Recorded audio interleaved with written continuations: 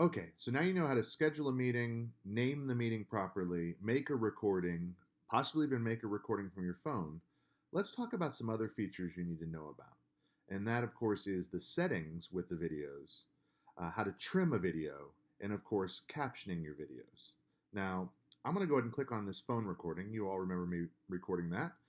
This is the video I just recorded. And the first thing we're going to talk about are the share settings. Now, if you click on the video and you click up here where it says share, the first thing that's going to happen is it's going to show you some share setting. Now, right now, I have this video set up to be public. I could also make it so that only students who log in through their Canvas account will be able to see this. Now, this is my choice as the teacher. I can make it public, or I can make it so that it needs to be authenticated. And again, to authenticate, students would have to log into your Canvas course to actually see the video. That's up to you. I leave mine public. I can set expiration dates.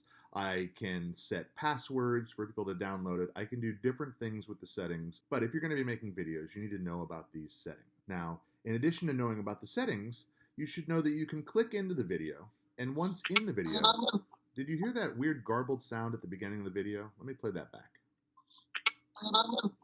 Okay, so I turned my phone on and something got garbled there.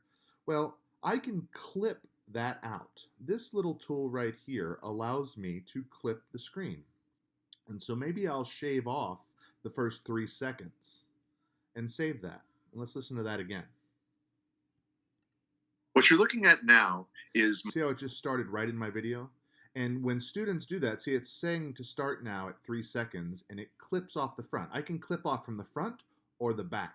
And another thing I can do in here is I can edit my captions. You notice that Zoom automatically captioned for me. And if I look at this, what you're looking at now is my Zoom app. That's almost verbatim for what I said. It is verbatim for what I said. And it's grammatically correct and it's set up there and it seems to be working fine. But maybe if I taught math or science, there'd be words that Zoom wouldn't know. Well, the beauty of using Zoom to make your training videos is all you got to do is click on this pencil and you can go in and edit the captions right there on the fly. It's a really wonderful thing. So, you know how to caption, you know how to clip, and you know how to set your share settings. You're almost ready to start sharing links with your students.